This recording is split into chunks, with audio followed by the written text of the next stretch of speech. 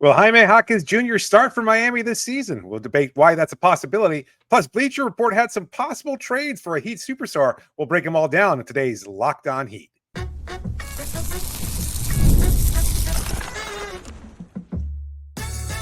You are Locked On Heat, your daily Miami Heat podcast, part of the Locked On Podcast Network, your team every day. All right, welcome to Locked On Heat, your everyday podcast on the Miami Heat, whether you're tuning in on YouTube, Odyssey, or your favorite podcast app. Thanks for making Locked On Heat your first listen every day. I'm Wes Goldberg, editor at allyoucanheat.com, here with David Ramil. Both of us are credentialed Heat Media members, and the best way to support the show is to leave a 5-star rating and review on your podcast app, and make sure you hit that subscribe button on YouTube. A reminder that now through September 22nd, all FanDuel customers can bet $5 and get a 3-week free trial of NFL Sunday Ticket from YouTube and YouTube TV. Visit FanDuel.com to get started. David, Jimmy Butler turned 35 over the weekend, and to help him celebrate, Bleacher Report decided to put him into a bunch of fake trades.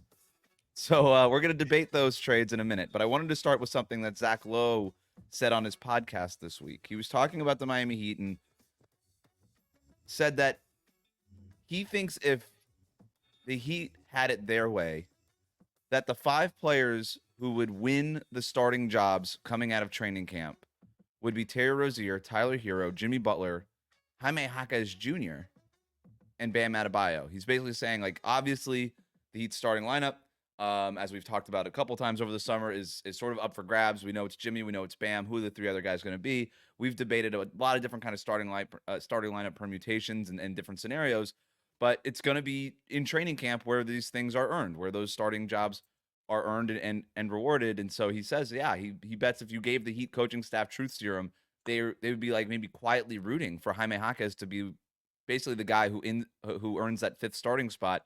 What do you think about that? Interesting statement there. Did he give any kind of follow-up to that? Like, is there any reason? Was it as far as, did he suggest that Jaime starting was in order to increase his value or to see whether or not he's capable of being an NBA level starter already in case Jimmy Butler has to leave? Like, was there any additional context in terms of what Zach I think said? it was the idea was that that's sort of the best case scenario, that if Jaime is, if he's in training camp and it's very apparent that he's one of Miami's best 5 players, then that's the best case scenario for the Heat, is Jaime basically taking that leap. And so if the Heat are going to want it, because, you know, the Heat need internal improvement, basically, is what they're betting on, Right. to be better than what they were last year, and obviously health and things like that, and engage Jimmy Butler, all these things. But they really need one of, like, the Jaime Jaquez or Nikola Jovic. To expect Khalil Ware to do that as a rookie, it's not fair. But he's basically saying, like, Jaime Jaquez is kind of the guy who, if you look across the board, if anybody's going to make a leap, he's probably the guy who can maybe move the needle the most. That's sort of what, reading between the lines, was sort of the way I took it. Yeah. My response is, what makes him think that he hasn't earned already that responsibility? He is already one of the top 5 players on the roster. He is capable of starting. I think the reason why he's not starting is because his game is so duplicative of Jimmy Butler's, and so there's a conflict in terms of having them both out there and what they're both capable of. Both of them like attacking the rim. Both of them force contact. Both of them can bring the ball up court. Great playmakers. You know, Jimmy obviously still, even at 35, a much better defender than Jaime, although we anticipate that Jaquez will make some improvement in that field. But I think the reason why he's not starting is because you have Jimmy Butler in the lineup. And if Jimmy Butler was ever out, it wouldn't be an issue. So I'm a little surprised to hear, because I think Jaquez has certainly done enough to earn starters minutes and to play a significant role with this team on this roster. It's just a matter of getting the best 5 fit out there.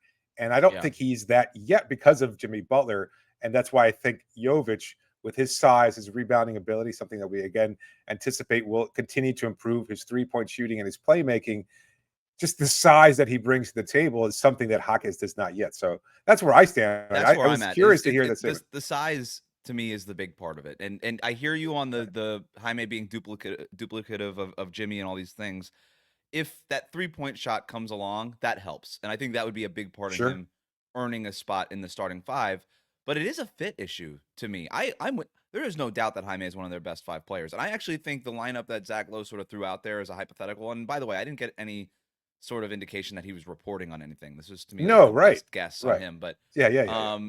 and so I think that's Miami's closing lineup. And I've talked about that. I talked about that a couple weeks ago. I think it's gonna be Terry Rozier, Tyler Hero, Jimmy Butler, Jaime Jaquez Jr., and Bam closing games. But Or in Haywood terms of Highsmith, perhaps. I think Jaime over Highsmith. It would. Okay. I think you just put your best 5 guys out there to close the game. And Highsmith is awesome, but he's not one of the best 5 players. So, but to start it, I thought was a little interesting because there would be my biggest concern with that is no matter what Jaime does in training camp, he's still going to be 6'6". And so you have that's your starting 5 where nobody is taller than 6'9". That is a really small starting 5, and maybe it doesn't matter. Maybe there's enough offensive firepower and quick twitch decision making and all these things that offensively that team that lineup could be good enough. And if just by virtue of Eric Spoelstra, Bam Adebayo, Jimmy Butler, and Heat culture, you could still be a top 10 defense just through sheer willpower and zone defense and stuff like that. But and I'm not doubting it. Like I'm totally in. Like, but I hear that starting lineup and I'm like, it's small, and you have 3. I don't know that Jaime is a negative defender, but he's not a plus defender at this point in his career. But then again, if he earns one of those starting spots, I guess the idea would be in training camp, he did show that he's now a plus defender and a better 3-point shooter. And some of those concerns that we have in terms of this fit aren't as a big a deal. Yeah, I agree with you. At the same time, I think it's way too small. Like it's a fun lineup. Small. And there's going to be opportunities. And I know that in a later episode, we're going to go into some potential lineups that we'd like to see rolled out over the course of the season. And this certainly is one of them, whether as a closer or something else. And there is, like you said, there is some offensive pop there. You're going to have 2 guys that can attack the basket. You can have shooting from Tyler and Terry. All 5 guys can handle the ball, make decisions. Like It's a fun lineup. Yeah. It's not quite. It's not quite Golden State's. It's not Golden State's death lineup, but it's a fun lineup in terms of pretty close. You could see a little pop. It's a little pop out there. It's a little pop out there, and it's interesting. But I cannot see why there's a need to rush Jaquez there. Like I'm even thinking like in a macro view, like what Zach's point overall is why Miami's coaching staff applied a truth serum would say, oh man, we really hope that Jaquez stands out. Like there's no need to rush him. He's already exceeded expectations as a mid to late first round pick in his rookie season. He's already done a hell of a job, and he's already started in a playoff series. I know that's because Miami's roster was basically falling apart, but he's earned those minutes. He's stood out as an incredible player for the 19th overall pick. Well, and there's no need to rush him as a starter. And why not root for maybe Nikola Jovic to take that leap also? He's the one that's 6'10", 6'11" with a 7-foot wingspan and all those younger sort of skills, like younger. And there's, I mean, you could make the argument that if Nico takes that kind of leap and earns a spot in that starting 5, then that is a really great indication for Miami's future front court of Nikola Jovic and Bam Adebayo. So I think you can kind of frame it either way. He also went on to say like the bench would be in that instance if that were the starting 5 with Jaime, Nikola Jovic, Haywood Highsmith, Duncan Robinson, and Kevin Love. And he didn't even mention Khalil Ware. Our friend Mo Dakil actually he was the one that brought up Khalil Ware. Maybe that's Zach Lowe just sort of being cautious with rookies, and you never want to assume anything. It's the Heat, and it's the Heat, and I understand that, but I do think that Ware will be in the rotation. You know, I think Heat fans are wondering if he's going to start. You and I don't think he'll be a starter day one, but he'll at least get some minutes. And I don't think he was, by the way, saying that he wouldn't, but that would be basically he still has Kevin Love as the primary backup behind Bam, which totally can happen. That is absolutely Kevin Love didn't re-sign to be Udonis Haslem. He re-signed on a 2-year deal to play. Yes. So, and that's his expectation as well. So I don't know. I thought it was interesting because again, I thought about it as a closing lineup. I never really had considered it as a starting 5, but it kind of reminds me of what the Oklahoma City Thunder have.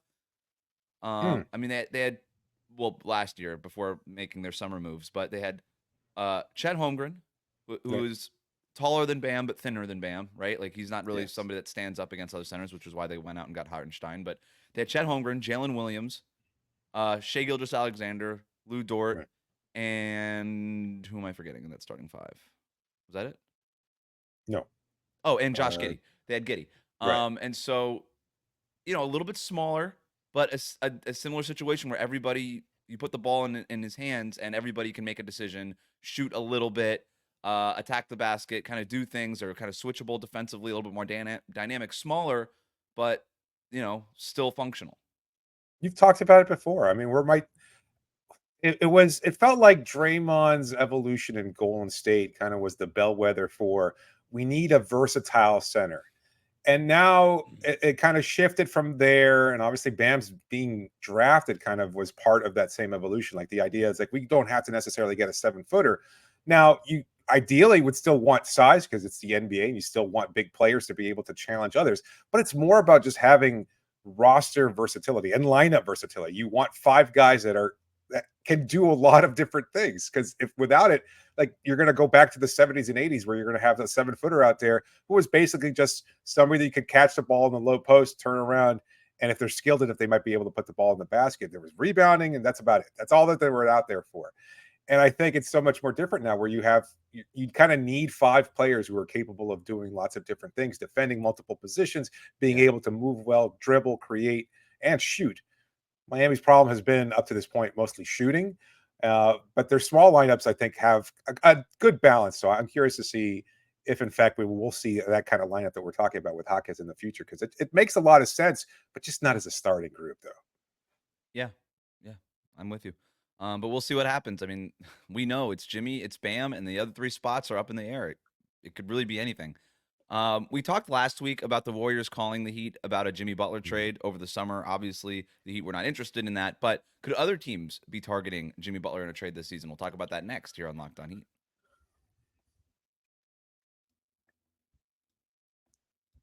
Today's episode is brought to you by FanDuel, which I will read just as soon as I can. FanDuel, well, you've heard us talk about a lot about FanDuel before, and that's for good reason. It's America's #1 sportsbook. We've got something a little different for you this week, now through September 22nd. So you still got a couple of weeks left. Actually, just 1 week. All FanDuel customers can bet $5, just $5, and you get a 3-week free trial of NFL Sunday Ticket from YouTube and YouTube TV. Even if you don't want to watch the Dolphins, there's still lots of great games out there. With a YouTube TV base plan, you can watch them all. Watch every regular season Sunday afternoon at a market game, and all you need is a Google account and a current form of payment, and you can cancel at just any time. But why would you? You love the NFL. So visit FanDuel.com and download America's #1 sportsbook today. We'll be right back.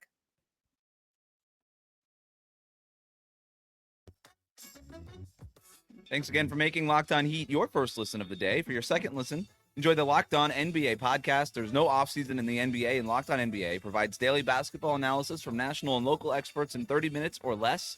No one keeps you as informed or entertained as Locked On NBA, available on YouTube and wherever you get your podcast, part of the Locked On Podcast Network, your team every day. Jimmy Butler turned 35 over the weekend, so happy birthday to Jimmy Butler. And is he a big birthday guy? Do you think he's a big birthday guy? Yes. Like there are some people that don't care for much for their birthday, right? Like it's another day on the calendar. It's like, oh, I don't want a big fuss made about it, etc. There are people like that. Is Jimmy the other end of the spectrum? Because I could totally see that. I think Jimmy just likes to have a good time in general. Like, I don't know if there's a big difference between summer vacation Jimmy Butler and on his birthday Jimmy Butler. I think he's still going to be playing dominoes, drinking 18 cups of coffee a day, and pouring some really fine Cabernet Sauvignons at night with his friends. Like, I think that's just going to be his life regardless. So every day is your birthday if you're Jimmy Butler, I think. There you go. Are you a birthday guy? No, not generally. No, I'm okay with it. I like it. As I've gone older, it's like, it's more about celebrating my son's birthday, but not necessarily my own birthday. It used to be like I used to like a big party, but not anymore. Now every day is a party for me, so it's not a big deal. That's true. Yeah, you and Jimmy Butler both. I like to go out to a nice dinner. That's it. Just me and the wife. Just take me out to a dinner. Pick a place. Like, let's go. Maybe a couple of friends if they want to come. Like, that's it. I don't want to party. I don't want, and especially not at my house. Like, go away. Like, don't be. Yes. Are you a surprise party kind of guy? Because I know some people. Okay. Absolutely not. Do not surprise me. No. Yes. Wait till we celebrate your birthday at the arena, and we'll have everything, streamers everywhere, or your name on the scoreboard. Happy birthday, Wes! We're both April, right? We're both April. Yes, we are. That's right. Yes, both April. Okay. They should. You know what? As they start veering towards the playoffs, they should have a celebratory day. If Dwayne Wade's statue gets 2 days, We can't get one Our freaking day double from the birthday can Kaseya get Center. one day in Yes. April. Yeah, come on. Hey, even a shout out Come from on. the scoreboard. That's all we're saying. Come on. Yeah, just the one. You give tribute videos to every player who's played 5 minutes for the Miami Heat. They get a tribute video. I can't get one Thank you, tribute David video. and Wes. Yeah, Yeah. I can just imagine Mike Biamani saying that out loud. That would be great. Hey, we're not Enough done yet. of- We're not done yet. We didn't get Enough traded. We about didn't get us. traded. Yeah, we didn't get traded. More about Jimmy Butler. So again, they Bleacher Report. Our friend Andy Bailey came out with this article on Bleacher Report talking about basically what we were talking about last week. The Golden State Warriors, according to Sam Amick, had called the Heat this summer, inquiring about Jimmy Butler's availability. Evidently, they were told that he's not available, but I do think it raises the question about if other teams might have called or be interested or are eyeing the Jimmy Butler situation, because it hasn't changed, right? All we know is that Jimmy Butler right now is under contract. He can opt out next summer. Right.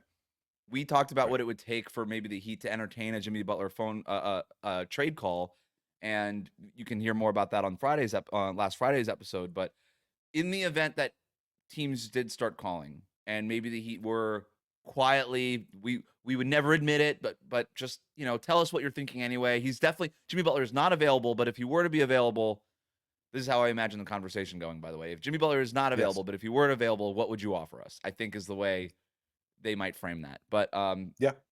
Andy Bailey came up with some trades, so we're going to kind of go through them and we're going to debate them. So let's start with the first one. Can I start ahead. with a caveat first? I just want to know, because everybody's going to already be like, oh, these guys always training Jimmy Butler. This is a possibility. This is, think of an alternate future here. I don't, as you just laid out, I don't think Miami's taking calls. I don't think they have any interest in training Jimmy Butler. I think, again, to use Zach Lowe's premise from the first segment, if they were all applied truth serum, they would all want Jimmy to have an excellent season that results in an NBA championship, and that they would gladly pay him to compensate him for that championship, because it would be a special moment in Heat franchise history. That's how I think that they would prefer things happening. However, the caveat is, if this team falls apart, and all of a sudden, as we've talked a lot about possible trades for other team superstars. Well, guess what? Now the coin is flipped a little bit, and Miami's on the other end, where other teams kind of smell blood in the water. The same way when Portland was falling apart, and everybody's like, well, they're going to ask for a trade. Why doesn't Dame ask for a trade? And all that noise started building and building until finally he said, you know what? I got to the point where I have to think about my legacy, and I'm requesting a trade for a team that's clearly rebuilding. Mm-hmm. Miami and Jimmy Butler might find themselves in a similar situation. Never know, so right? That's, I made this point like a year ago that Miami is always looking for the next disgruntled superstar. And what if the next disgruntled superstar is already on the Miami roster. Heat, right? Yeah. And so, and looking at this Jimmy Butler situation, because contracts expire and decisions have to be made. And also, this is not us trading Jimmy Butler. If you have a problem, direct it at Andy Bailey. He's the one who published this thing on Bleacher Report on Jimmy Butler's birthday. All right, This is not us. We're just reading the news. All right. So this first one is a Houston Rockets trade, which is a place that you and I have talked about. It makes a lot of sense. Jimmy Butler from Houston. The Rockets presumably have a trade to make at some point. They have a ton of assets. They're kind of need a consolidation trade on the roster. And they're a team that has been very publicly saying we want to take that next step and get into the playoffs. So, and I like Houston's young core quite a bit. I don't think they're a playoff team just yet. So here's the trade. Jimmy Butler for Cam Whitmore, Dylan Brooks, Jeff Green, Jock Landale, and a 2030 first-round pick and a 2031 first-round pick swap. What do you think? I hate to say it, but it's a great deal for Miami, at least in my opinion. I know you're giving up, obviously, clearly the best player, but it ticks a lot of boxes in terms of what you'd want. And not only does it give you youth and talented youth, like I don't think there's any denying that Whitmore, but especially Green, are good, solid young players with incredible potential. He wrote Jeff Green, not Jalen Green. Oh, so that changes it a little bit. So you got Jeff Green and Jock Landale in there for basically salary matching purposes. But I like where you were going, because that's obviously a better trade for Miami. And I do think you're short one good young player or one other thing in here, right? Because Dylan Brooks is fine. He could basically take Jimmy Butler's spot in the starting lineup, I guess, as a wing player. Maybe. Jeff Green, Jock Landale they're just there for salary. They're not I material like to Landale. this trade. Fine, but they're not needle movers here. And I'm getting a pick swap, which I don't really care about. So I'm really, when you boil it down, I'm trading Jimmy Butler for Cam Whitmore and one first-round pick. And I like Cam Whitmore a lot. A 2030 first round pick from Houston, though, like the Rockets are really good. Like they have a lot of really good young players. I don't know how good that 2030 first round Yeah, pick is probably going to be in the 20s, right? Like if you're projecting, maybe, but if you're the we're Heat front talking office and five you're just trying seasons. to We're talking 5 5 seasons for seasons. now. Fred VanVleet, Jimmy Butler, probably no longer either of them will be on that roster. I No, mean, but they like might have. they still have Jalen Green, Alperen Sengun, Sure. Yes. Jabari Smith Jr. I'm not getting any of those guys. I get one. Right. Reed Right. Shepard, who looked awesome in Vegas, and I think a lot of people liked him Right. coming out of the draft. Like, I don't know Right. if you're the Heat's front office and you get this on your table, you kind of have to say, okay, what do we think this first round pick is going to be worth? And if I were just betting, I'd be like, yeah, this is probably going to be in the 20s somewhere. Would be my best Yeah. guess. Yeah. Whitmore's So fine. Miami had yeah, a chance to draft him and didn't. I don't think they care. Mm. I would say with the readjusted trade scenario, not Jalen Green, but Jeff Green, who is a Miami native, and I'm sure that helps, but that does not necessarily mean Miami's like, oh yeah, we're going to trade our superstar for a guy who happens to live here. I don't think they make that deal this at is all. also I not can't. a consolidation trade. Like Andy Bailey says, like this is a consolidation trade. I'm like, what's the consolidation? You're just trading one of your young players Right. and 3 vets. Like I don't know that this is necessarily consolidation, but maybe it is. I don't know.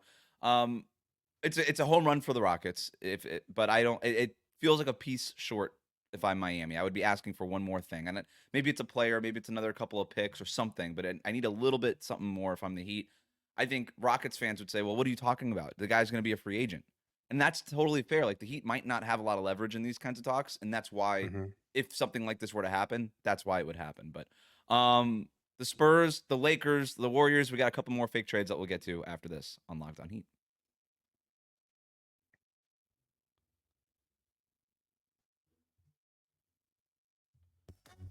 Thanks again for making Locked On Heat your first listen of the day. The best way to support the show. Hit that subscribe button on YouTube. Follow us on your favorite podcast app. Leave a 5-star rating and review. The Spurs. They try to trade for Jimmy Butler. For Keldon Johnson, Jeremy Sohan, Zach Collins, a 2025 first-round pick, so for next summer, and a 2031 first-round pick. So I'm getting 2 first-round picks from San Antonio. I'm getting Keldon Johnson, Jeremy Sohan, and Zach Collins. You know, I still own a little bit of Zach Collins stock. Do you? But I still do for some reason. Yeah. Deep in the Oh, portfolio. I suggested him. I suggested him last year around the trade deadline. As another veteran big who has some athleticism, et cetera, and could fill a need. Like, I mean, he's kind of basically just wasting time in San Antonio. Yeah. I like him. I don't mind it. Sohan, I don't know. Last year was not a great Sohan year. If you were trying to find reasons to believe in him, there wasn't a whole lot there. He wasn't put in the best position. There's definitely some skill there, but he's like one of those guys where you kind of want him to be good, but you're like, what does he do at an NBA level? I'm not really sure right now. Right. Other than dye his hair. And Keldon Johnson is fine. I'm not a big Keldon Johnson guy. He's a little bit of a. I wish he were taller. Like he looks like you look at the play time. Oh yeah, like bigger wing. I'm like, yeah, he's 6'5". 6'4". He's kind of a shooting guard who's been forced to play wing a lot in his career. He's an inefficient scorer, a little bit of a volume shooter, not terribly efficient, does not have a track record for being an engaged defender. I hate this trade. I hate this trade for Miami. I mean, the coup there, I guess, is the upcoming first round pick in 2025. So next year's pick. Yeah. There's no guarantee that even with the acquisition of Harrison Barnes and Chris Paul this offseason, and then now in this theoretic trade with Jimmy Butler, that they're a playoff team. They could make the playoffs. It could be a play-in team. That's such a good point. Right now, that would be. I still have the Spurs, and the Spurs are going to be the hot like NBA Twitter galaxy brain. Like, don't write them off. They're going to be in the playoffs, like in the West, maybe in the East. But I still think the Spurs come up a little short, and that's nothing against Victor Wembanyama. I think he's awesome. I just don't think that there's a whole lot of talent on that roster around him. But you add Jimmy Butler to that mix with Chris Paul and Harrison Barnes, whatever. But like still, and Victor Wembanyama, that's now a team that can be in the play-in mix. That's a team that can be in the play-in mix. And so now I'm like, oh, what am I getting? So I'm getting what, the 15th pick or something in 2025? Yeah, not even a lottery pick. Yeah, right. You know, I'm like, am I getting a lottery ball in this? So I hate this trade. I absolutely hate it. And that 2031 pick, forget about it. Yeah, Jimmy Butler, Chris Paul, they'll be long gone, but Victor Wembanyama will be right in the middle of his prime en route to maybe being the greatest player of all time seasons, if you listen to Spurs fans. So I don't know. I don't know about this. Let's keep it going. The Nuggets. Yeah. They get Jimmy Butler and Alec Burks for Michael Porter Jr., Peyton Watson, Julian Strawther, Zeke Naji, and a first-round pick swap in 2031. So Peyton Watson, Julian Strawther, I kind of like them as toolsy young guys that maybe Eric Spoelstra and this development program can get a little bit out of. But you're getting Michael Porter Jr., who on paper does solve Bit some of a big problems for need. the Heat, right? He's an elite knockdown three-point shooter at 6'10", can shoot over anybody. You put him on a team with Bam Adebayo, that's the kind of floor spacing you need. I don't think he would ever be the second scorer. I don't think you'd be asking him to be like a leading scorer, a leading man, the way that you would be asking from Jimmy Butler. He is an on-paper fit. I don't mind this trade. I don't love this trade. Yeah, you kind of sold me there on Michael Porter Jr. I know who Porter Jr. is and everything else like that. But I guess in terms of if you view him, and he's got a really big contract, but he's still only 26. He's that guy that you can think of as being the perfect complement to Bam Adebayo. And who knows what that backcourt will be like. But if you're viewing the future of this team as being Jaquez, probably hero point. to some extent, Bam Adebayo, and you're looking at that as a young core, and you can keep Nico in this trade. Basically, you're giving up Jimmy, who's going to request a trade perhaps or whatever. Yeah, you're giving up Jimmy Butler and Alec Burks, but you get that young complementary player that could provide 40% shooting from 3-point range at high volume, and has improved in other areas as well. Like I think the knock He was on more him was that he available was last year. one-dimensional. He's Yes. been injury prone, but he played 81 games last year. Hopefully that's a sign of things that to his come. back is kind of better now, and that's not going to be an issue going forward for him. The contract is big. He's overpaid. He is overpaid for who he is. But he's such a great on paper fit, like a basketball fit for basically every team. Every team wants a guy who's 6'10" who could shoot 40% from three, right? But there's not a whole lot of playmaking there. I think we kind of know who Michael Porter Jr. is. Like he doesn't like he's the guy when we talk about peaking and plateauing. He's definitely is just what he is. We can use any word we want for that. No, But, which is it's a good thing. I think it could translate into in Miami if he gets those opportunities. I think we could see probably a 25-point per game scorer. Like he could be that kind of guy on this roster, given his shooting ability and everything else. So it does make sense. There's a lot to like about this trade, but at the same time, I think you kind of also feel like you're giving up such a key player in Heat history, and Jimmy Butler, as you said. Like, I mean, that's Jimmy. Like to trade him for Michael Porter Jr. As much as it might if you think that he's going, if you're going to lose him for nothing anyway, yeah, it's almost like, all right, well, and this does sort of accept this deal. It's a begrudgingly, exactly, and maybe can I get one first-round pick instead of that swap? Like, really, we're doing a swap with this, but 2031, that could be valuable. You never know. I don't know that Nikola Jokic is going to want to keep being in the NBA by 2031. That guy might be retired back in Serbia at some point. Like, I don't get the impression that Jokic wants to play until he's 38 years old, you know? No. So he might be gone. Jimmy Butler will obviously be gone by then.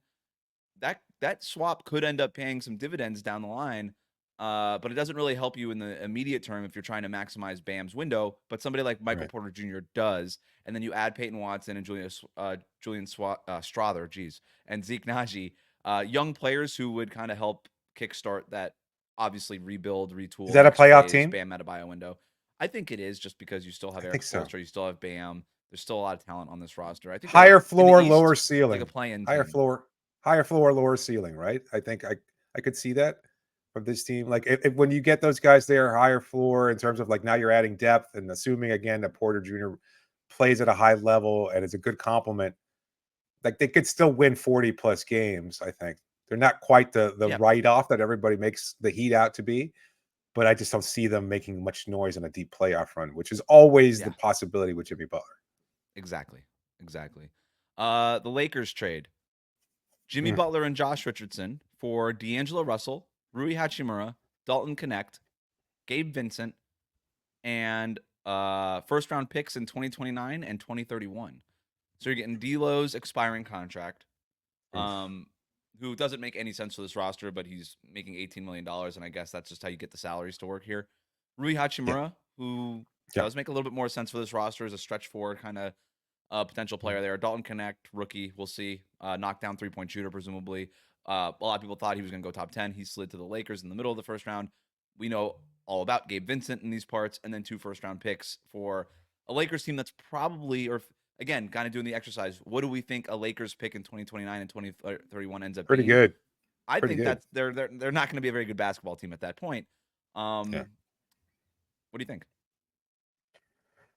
It's probably a pretty good trade for Miami. And again, it's hard to, from a Heat fan perspective, it's like, what am I getting back but role players and young players and stuff like that? But it's the combination of talented young role players and the potential in Connect. Like, it's the guy who had some strong showing in summer league, and if he was on Miami's roster, I think Heat fans would be like, "Oh, I love that guy." He would probably be able to facilitate another trade down the road. Like, now you have a little bit more depth in the wing position, a little bit more scoring. Then you can explore another potential hero and or Rozier trade down the road. And now you have more assets as well in terms of getting a couple of good young players back and Hachimura. The picks, I think, kind of swing it in Miami's favor, because it's, again, I think we both agree that Lakers team's probably not going to be very good in a couple of seasons. And that being the case, those picks will probably have high value, because I don't think there's anybody on that roster who These can. picks are Yeah, the most valuable thing that have been traded in any of these trades so far, in any of these yeah, scenarios. These are the most valuable assets that we've even talked about. We saw the Suns picks this summer, where Houston and Brooklyn were swapping their picks all around. And those Phoenix Suns picks are extremely valuable. Like, people are saying these future Suns picks, we know what the future of the Suns looks like. It doesn't look good, right? Like, that's fine. Like, they are designed to try to win right now. They're probably not going to do that, but they're designed to try to win right now. And those future picks are going to be worth a lot of money. They're going to be worth a lot on the open market. right, I think right. that these Lakers picks are viewed very similarly. Like, we know, Yeah, okay, you're going all in on LeBron James, Anthony Davis, and Jimmy Butler. Have at it. Like, that's a good roster. But those 2029 and 2031 picks, we're looking at those as very, very valuable. And by the way, I think that's why the Lakers have been so reluctant to just trade those for anything, right? Even yeah, like reportedly, like not even Trae Young. Like, they're just like, no, it's not yeah. worth it to us. Not DeJounte Murray, none of those guys. For Jimmy Butler, perhaps, right? Like, we're talking about a different kind of player at that point. So yeah, I think this is a home run, and I think you already hit it. This is sort of the trade that begets another trade, because if you're Miami, I don't know that you're wanting to use those 2029 or 2031 first-round picks like in the draft. I think you want to take those and move them for your next superstar after Jimmy Butler, Right, right? right. So I think this would be, if you're losing Jimmy Butler for nothing, again, that's the caveat here. If it's either that or this is a home run for Miami. It's the best trade so far, but I know we've got one more. Jimmy Butler to the Warriors, along with Josh Richardson, for Jonathan Kuminga, Andrew Wiggins, Kevon Looney, Gary Payton II, a 2025 first-round pick, a 2027 first-round pick, and a swap in 2028. So I'm getting 2 firsts and Jonathan Kuminga, plus some other stuff. Plus Wiggins Plus Wiggins? and that big contract. Yeah, And also Wiggins in Kuminga, that large contract. Wiggins. And I'm going to have to use one of these first-round picks to probably get off of Andrew Wiggins. And that would be very ironic, to trade Jimmy Butler and get Andrew Wiggins back. Yeah, That would not be ideal. I don't know about this trade. We I don't talked either. about this a little bit last week. I actually went on the Warriors Huddle podcast, which is hosted by some friends of mine, and they asked me what I thought about basically this trade also. And Right, by the way, they said that it would be too much for the Warriors to give up. And I was like, of I don't course, think it's enough for the Heat to do it, right? And that's of what course. happens when you're on a fan podcast. But Right. it's like, I have to deal with the Kuminga contract situation. This is a guy Yep. who reportedly wants a max salary. Like, no way am I giving Kuminga a max contract. I don't want to recruit that problem. I don't want to have to deal with that sticky contract situation where maybe I say, hey, just go test restricted free agency next summer, and then he could leave, right? Like, if some team comes out and offers him $40 million a year, I'm not matching that if I'm Miami. But if you trade Jimmy Butler for Kuminga and some of these other things, you kind of have to match it. Yep. So I don't know. This is almost a stay away for me. Suggest something else, like their rebuttal for this, like, oh no, you can have, I don't know, something, a pick. You can't have 2 picks out of this package. Well, my point was that, yeah, well, they didn't like getting rid of Wiggins, Looney, and Gary Payton. Like, they just said it's a lot of important players in the rotation, and I said, yeah, they're important players for your rotation. They don't make a difference to Miami's rotation. So you're Right. just giving me salaries that I have to get off of now. Right. The first round picks are kind of like, the 2025 first is okay. The 2027 first, I almost want them like later, Yeah. like Steph could still When be they're playing really in bad. 2027. Yeah. I want, like, can I get like 2030? Can I get 2029? Like, let me get maybe those picks. Yeah, he's still under contract. He signed that extension to put him through, Yeah. beyond 27. So I mean, he's still going to be on the roster. And with that, I mean, they might not necessarily be a playoff team, but they're not going to be a lottery bound, cellar dweller either. So of all these trades, which one did you like the best? The Lakers one? Yeah, I guess so. Again, somewhat begrudgingly, but I think it's the best one. It's interesting though. Like I'm glad that you brought up that kind of nuance of the Warriors fan pod, because like so much of like our perception, again, I'm sure a lot of our listeners and fans will agree. It's like none of these deals sound palatable. And yet I think if you pulled every one of the opposing fan bases included in there, they would probably say, no way. What do we want to deal with 35-year-old Jimmy Butler and his contract situation for? And I could say, you know what? I understand, but he's been a hell of a player for Miami. So it does not make a potential trade. Yeah. If I had to rank them, I like the Lakers one the most, then probably Houston. Just because I'm a Cam Whitmore guy. I think he's gonna be good. Sure. Then Denver, and then the Warriors, and then the Spurs. That Spurs trade sucked. I don't want anything to do with that one. That Kelly Johnson guy, huh? I think he's fine. I just no, I know. I'm not getting anything out of that. Like whatever. Yeah. That'll do it for us today. Thanks so much for making Locked On Heat your first listen of the day. Like, comment, and subscribe on YouTube. Follow us on your favorite podcast app.